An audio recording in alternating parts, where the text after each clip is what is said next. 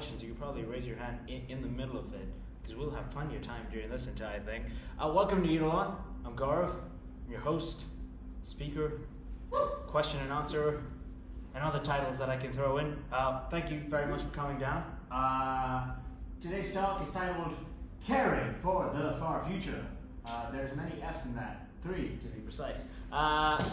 Thank you for coming down. Today's talk is going to be me trying to make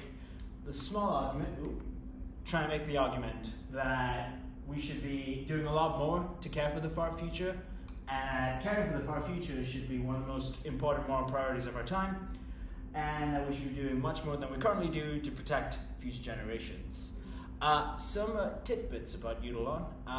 Feel free to leave at any time. If you need to use the loo, your house might be on fire. In the unfortunate case your house might be on fire, feel free to leave. We will be having a small little social afterwards. Feel free to stick around. You don't have to, but it would be lovely to have you. Pizza, yes, it is pizza. So and vegan. So I was expecting a woo from Scarlett, but we had to. There we go. Cool, lovely. Without wasting more time, I feel like there's more things I had to talk about Eidolon. Is there any other thing I missed? Feel free to leave. Yes, there will also be time for questions and answers at the end, so if you don't want to ask a question now, that's completely fine. I'm recording stuff, so if you want to watch it afterwards, I'll post a link on the WhatsApp chats, which I imagine all of you are on. Lovely jubbly. Cool. I want to take a moment to, and this is going to involve a lot of audience participation. So can everyone clap for me? Lovely. We'll try and get synchronous as we go along, okay? I want to take a moment to look at the present, okay? The moment you're all living right now. It's the 8th of December with this tiny little yellow block over here. It's kind of big right now, but you'll see where this is going eventually, right? It's the 8th of December.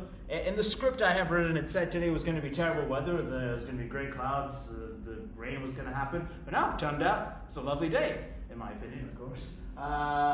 And so this is today. This is the 8th of December. This is what we have right now. Okay, great. Let's look at December. Let's look at the entire month, right? That's today, right? We've got this entire December available to us, right? We've got Christmas. Some of you are probably looking forward to it. We've got New Year's Eve to be precise, and then just so much to look forward to, right? I love December. December is the best month. It's grey all the time. It rains all the time. Oh boy. So you got December, right? You have that. There's today. Okay. Can people clap again for me? Lovely. Let's take a look at the past. Okay. Let's go back, and this time we're not going to clap again. But after this, we're going to have to do 2 claps. So you're going to have to get really good at the clapping. Okay. There's the entirety of 2022. As you can see, the image is not to scale. I will have you warned. But there's today. It's getting a lot more tiny. You can probably see where this is going. It's getting more tiny. And we have the entire 2022. Right? Hopefully this doesn't fill you with existential dread, because we're getting closer to the end of the year. But we're here now, and hopefully some of you had good 2022s. Some of you might have not, and there's always 2023, so you can look forward to that. Brilliant. Can we get a clap? Lovely. Okay, let's go back 200 years ago now, right? Let's go back to when the industrial civilization happened. This was a big moment in human history, right? We had things that fundamentally changed the way we work. So we moved towards industrial and machine manufacturing. We had more economic stratas develop. We had different institutions come about. The Industrial Revolution was just a fundamental change in the way things work for us. And it's kind of crazy. This is just 200 years ago, and if you think about it, it's not that long ago. Okay, I know you're thinking, what's all the clapping going to do? And eventually it'll make sense. Can we get 2 claps now, please? Lovely. Let's go back 11,000 years ago, when the existence of agriculture came about. Right? This, again, monumental in human history. You have the development of agriculture, food distribution, handicrafts were a way of making ends meet. This is the way things fundamentally work 11,000 years ago. Again, 11,000 years ago now just sounds like a lot of time, and it's just, whoa, okay, but still, in perspective, it's maybe not that much. Can we get 3 claps? Okay, let's go. 300,000 years ago, we had the entire start of Homo sapiens, right? 900,000 years ago, we developed from Homo erectus, we evolved, and humans came about. This is when our history begins, right? This is when things started. Down there is the Cave of Hands. Our ancestors left that about, say, 9,000 to 11,000 years ago in Argentina. I just think it's really cool, right? We've had a lot of time on our hands. 300,000 years is a lot. And with that time, we've done some really cool things, right? We've been to the moon, which I think is like, whoa, we've like been to space. It's really cool. We've made some really beautiful things. We've made art, which I hope a lot of you find beautiful, or music, right? We've just used our human brains in a way that's like really something to cherish. There's a lot of beauty that we've created. But we've also solved a lot of problems, right? In the effective altruism space, there are charities like the Against Malaria Foundation that can save a life for under $5,000, which is kind of crazy. A few weeks ago, we had Rolling Lund give a talk about Family Empowerment Media, which is a charity that can save lives simply by having mass media interventions that can help women have unwanted pregnancies, which usually leads to maternal deaths, and they have similar cost effectiveness bar. So it's really cool, right? We've done some amazing things. We've created art, we've created music, we've solved problems, we've made things better, and then maybe it's lingering in your minds that we haven't solved everything, right? We haven't made everything great. In fact, we've done some pretty terrible things, right? We've been to war. We have poverty that affects us. Factory farming. There is so much cruelty and suffering in the world, and it's somewhat hard to avoid the reality of how things are. So there's this tension, right? We've done some good things. We've made some really beautiful things, but there's also things that we can look at and say, that's just terrible, and that we should fix. Okay, can I get one clap now? Let's look at the future, right?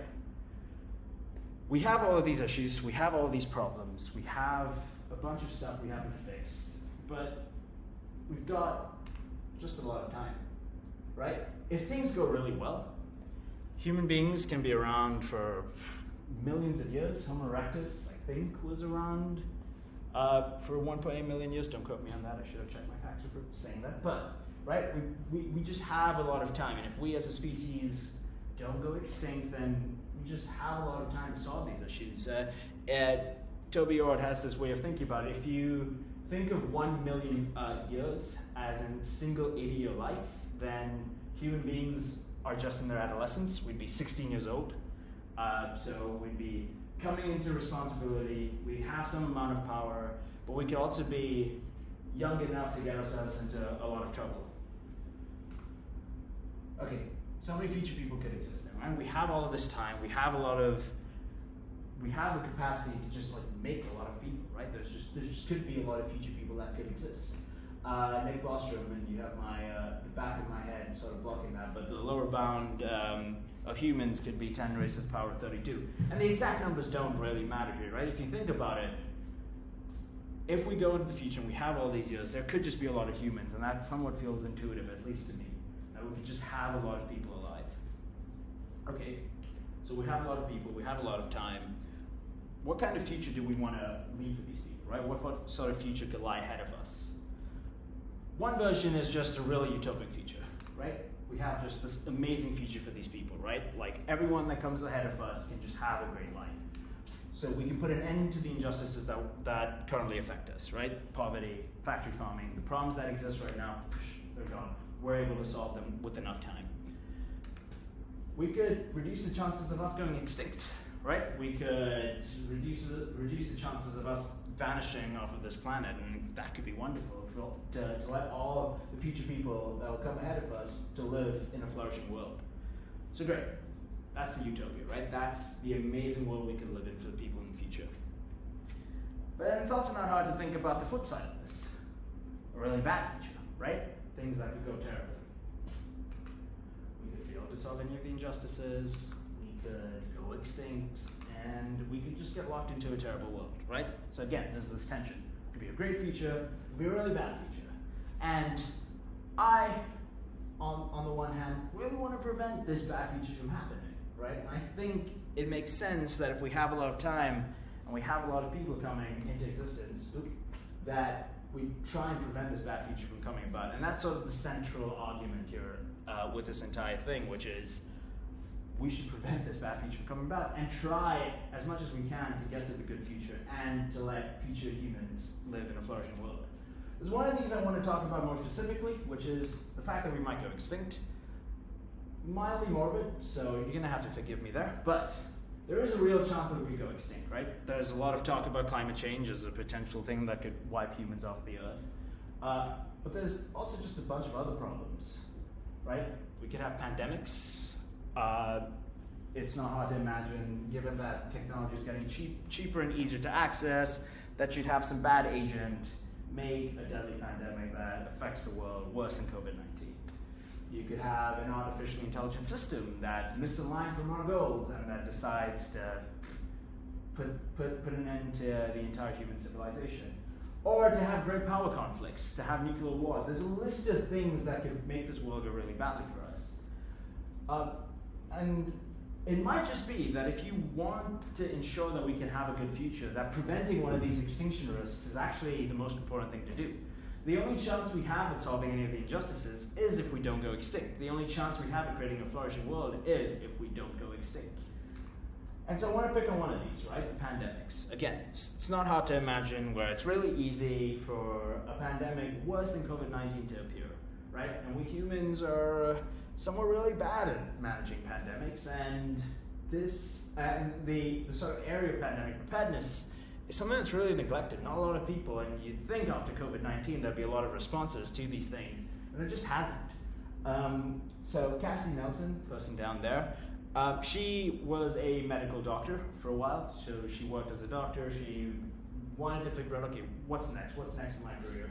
And she sort of thought, okay, I can use my skills as a doctor, but then being a doctor doesn't actually save that many lives when you think about it over the entire course of a career. So what else could I do? And then Cassidy Nelson comes across this idea of pandemics being really deadly, neglected, tractable, and says, okay, I'm going to try and reorient. And then Cassidy decides to complete a PhD at Oxford in the area of pandemic preparedness, is an emerging leader in biosecurity, and just uses these ideas of, hey, let's prevent ourselves from going extinct very seriously. Okay, so you might have some objections, right? So there's things that you say, okay, we want to help ensure that future lives go really well, but maybe you've got some things that you feel like, this maybe doesn't really make much sense. So one reason could be, and one objection you could have is that you could discount future people. Economists love to discount, right? And it makes sense in their world because in their world, money loses value over time because of inflation, and it makes sense to discount. But this just doesn't intuitively make sense for people, right? If you had, and you may want to consult your conscience here, if you had the choice of saving 10 people in 5 years versus 1,000 people in 100 years, which one should you choose? And hopefully the answer is, okay, let's save 1,000 people. And you wouldn't discriminate because of that temporal distance between the two things. One of these that I want to touch on is person affecting views. If none of you have come across that before, it's this idea that we want to make people happy instead of happy people. So the idea is that you want to make people present right now happy, and people who are yet to come into existence, their experience and the value of them is supposed to be insignificant or zero. And that's more restrictive person affecting views. I sympathize with this because to me it makes sense. Okay, we wanna help people today because their experience is visceral. It matters. It's here right now. And I think when I look into my intuition, it doesn't seem right necessarily, because you think about it, if you have parents A and B, these are people that exist, and they have this conundrum. It's an everyday problem, right? They can bring child C into existence, and if they do so, it's neutral for them and neutral for the world, right? So child C has no effect on the world and no effect on A or B. But C can live a good life. C has a chance of living a really good life. And under a person affecting views, you place no value on C. You think, okay, it's neutral for the world. C isn't really going to C really doesn't matter under a person affecting view, so we not think about it at all. And maybe you make this, and maybe you see some problems here, but I think another example of this is, I want you, again, I'll give you a minute or two to consult your conscience, but you have a button, okay? You have this big blue button, or you have two blue buttons actually, one A, one B. You have this choice of either bringing A into existence, and A will live an 80-year life, and that 80-year life is great. It's amazing, right? They grow up in a good family, have a good job, live a good life. And then you have B. B is a 60-year-old person. They're living a not-so-great life, and you have the choice of adding 20 years of a good life onto B, right? So the next 20 years of B's life is good, and it's the same kind of good as A will experience for 80 years, right? So you have the choice. Do you press the button A or do you press the button B? I'll give you a minute. This is an everyday problem, so I'll just let you think about it. And hopefully, and in my sense, you should maybe bring A into existence because, well, 80 years of life is maybe better than 20 years of the life that B will live. And both are good, and it doesn't really make sense for me to pick B over A because I have person affecting views and because I think, given that B exists right now, that they matter more than A. Another one of this is the lack of tractability. So you may have an intuition that, okay, you might think, okay, helping future people is a good idea, but it's really hard to make progress on any of these problems, right? How on earth do you solve climate change? How on earth do you solve pie security? And again, none of these problems are going to get fixed overnight, but I also find it hard to think that's impossible to fix these things. It seems like, oh hey, if we emit less CO2 into the atmosphere, that just seems like a good thing. And trying to do that, again, seems like a really good thing. Trying to make institutions more prepared for the next pandemic seems like a good thing, and these are things we can work to. And the final one is the saliency of the near term, right? Problems right now seem a lot more important than problems that will affect the future, right? There are problems present today that just feel a lot more important. And I somewhat think there's this divide between the two camps. There's the camp that thinks solving issues right now is more important than solving issues in the future, and then there's another camp where saying solving problems in the future is just a lot more important than solving problems right now. And there's a sense that these two camps are different, right? That they're going towards different goals, and I don't actually think that's the case. I think these goals both these camps can go towards the same goal. And I think that's the idea of flow-through effects. So solving problems now can drastically improve the future. If you, and that sort of goes back to solving the injustices part, which is like, oh hey, if I can solve a problem right now, that's great because that problem in the future no longer exists, and the sort of benefits from solving that problem flow through into the future. So, give a concrete example. Let's take Lucia and Jack. Lucia and Jack started an organization called Lead Elimination Project. In 59% of countries, lead is unregulated. So whatever the contents are paint's unregulated. And so the contents in paint unchecked. And in most low and middle income countries, lead is present in paint. Now lead can have really, really bad effects to children. They can decrease their productivity, put them out of school, and just give them debilitating diseases. And so Jack and Lucia work on removing lead from paint. They work with government authorities to actually have checks to work with paint manufacturers to remove lead from their manufacturing process.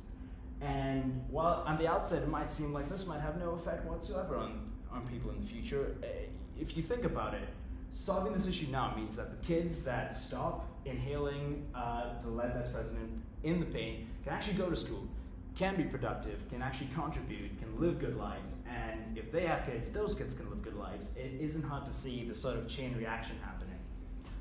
So yeah, that's the idea of flow-through effects. Cool. I'm gonna try and end this off. So you might be thinking, oh great, this idea seems intuitive, what the hell should I do?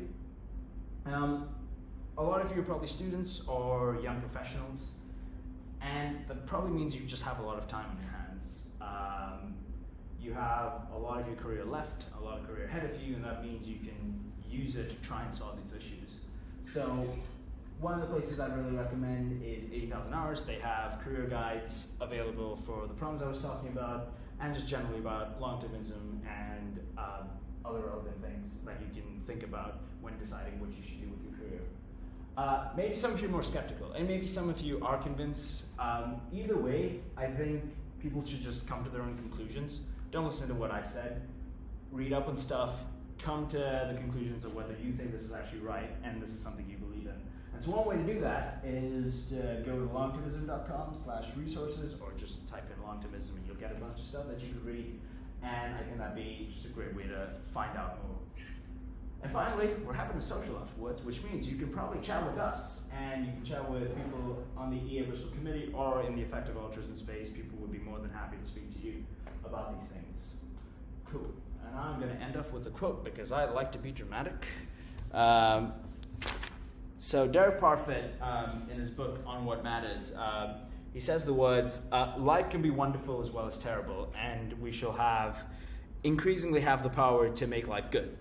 Since human history may only just be the beginning, we can expect that future humans may achieve some goods that we cannot now achieve. In Nietzsche's words, there has never been such a new dawn, a clear horizon, and such an open sea. Cool, thank you.